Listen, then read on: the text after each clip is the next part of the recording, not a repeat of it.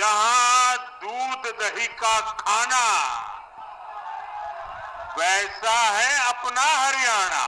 तो आप सोचो कि ये जलेबी बनाते बनाते राहुल गांधी जी खुद जलेबी की तरफ जनता को जलेबी बनाने की कोशिश में लगे हुए हैं और जनता को कहीं ना कहीं वो इतना गोल गोल घुमा दिए हैं कि हरियाणा की जनता ने उनको हरा करके उनके मुंह पर थप्पड़ मारा कि ले भैया अब तू ही जलेबी खा।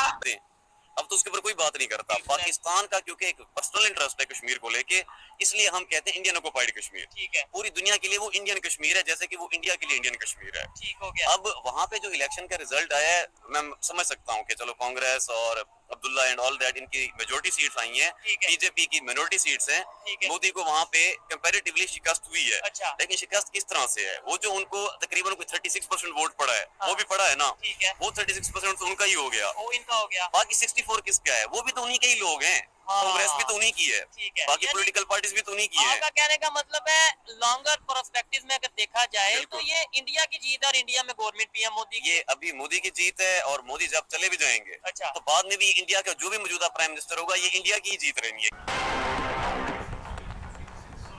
नमस्कार दोस्तों, जय हिंद। हरियाणा में बीजेपी लगातार तीसरी बार सरकार बनाएगी।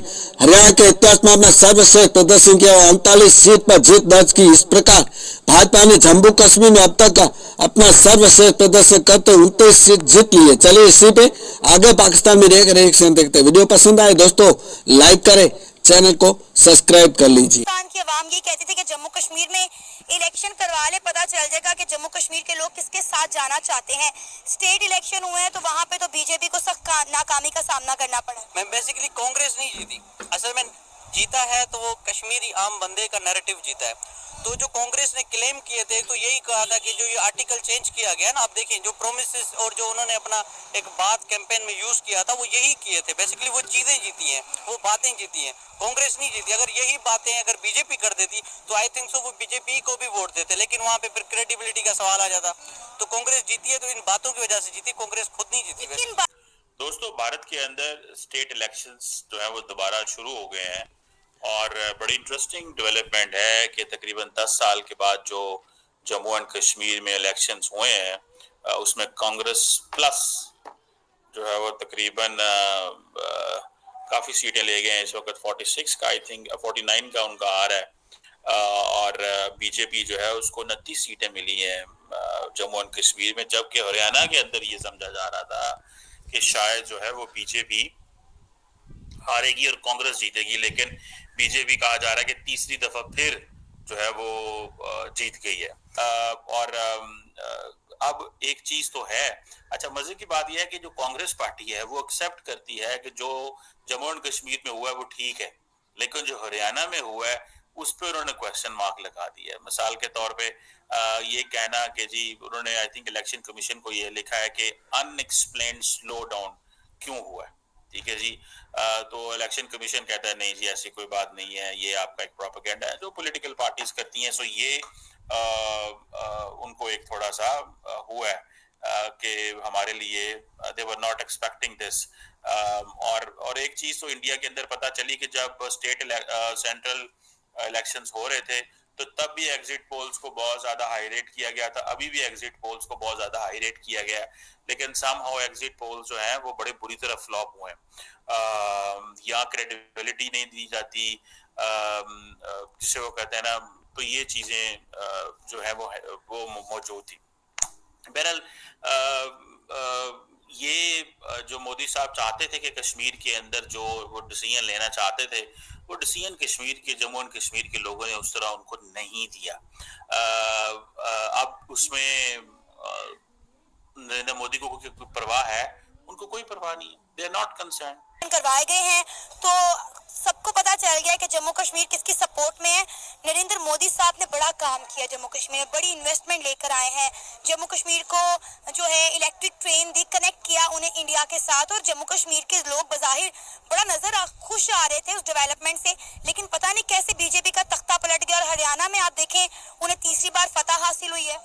मैम पहली बात तो ये है कि अभी तक पाकिस्तानियों का खुश होना बनता नहीं है। जब तक कि अगर कांग्रेस आ गई है तो अब कांग्रेस का आउटपुट देखते हैं ना, वो हमारे उनका जो 370 आर्टिकल है उसके साथ अब क्या करते हैं, दोबारा कश्मीर को हकूक मिलते हैं, इस बात पे दोबारा आते हैं कि उनसे ओपन इलेक्शन करवाया जाए, उनकी राय ली जाए कि वो पाकिस्तान के साथ जाना चाहते हैं, इंडिया के साथ जाना चाहते हैं या सेपरेट स्टेट बनाना चाहते हैं।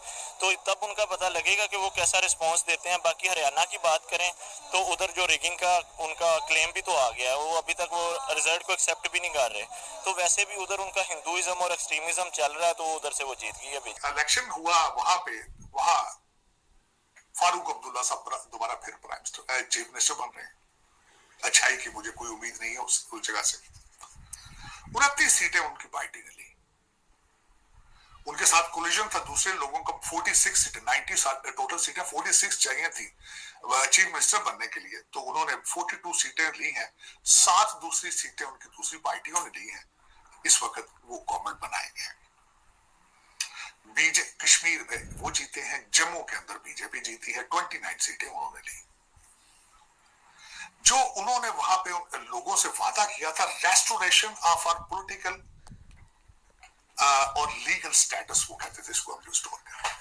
हालांकि उसकी उनके पास पावर नहीं है, कॉन्स्टिट्यूशन चेंज हो चुका है, सेंटर के पास पावर से ज्यादा। अभी गवर्नर ने 5 सीटें भी देनी है, पता नहीं क्या होगा, लेकिन कश्मीर की कोई अच्छी खबरें नहीं होगी।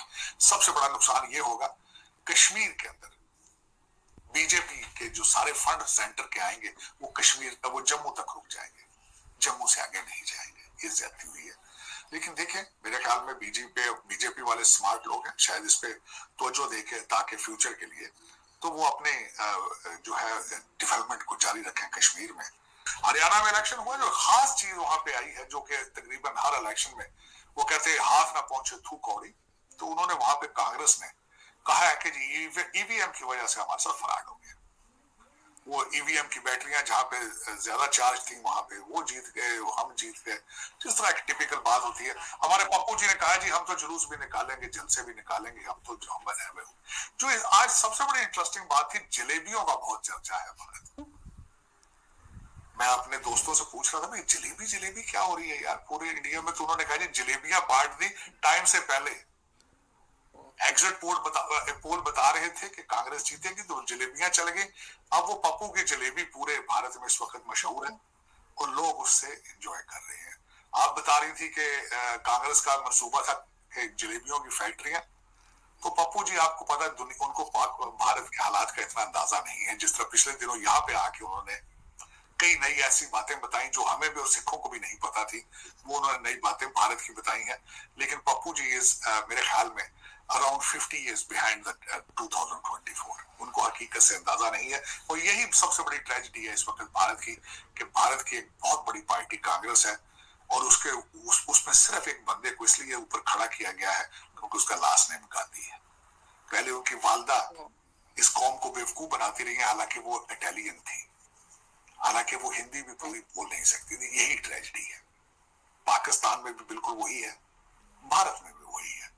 ये पार्टियां, मैं पार्टी नहीं कहूंगा, फैमिली एंटरप्राइज कहूंगा, फैमिली का कारोबार कहूंगा इसको। तो अफसोस है क्या कहा जा सकता है। फिर ये हमारे ट्रेजेडीज हैं, इसीलिए हम लोग भाग के वहां से यहाँ आ जाते हैं।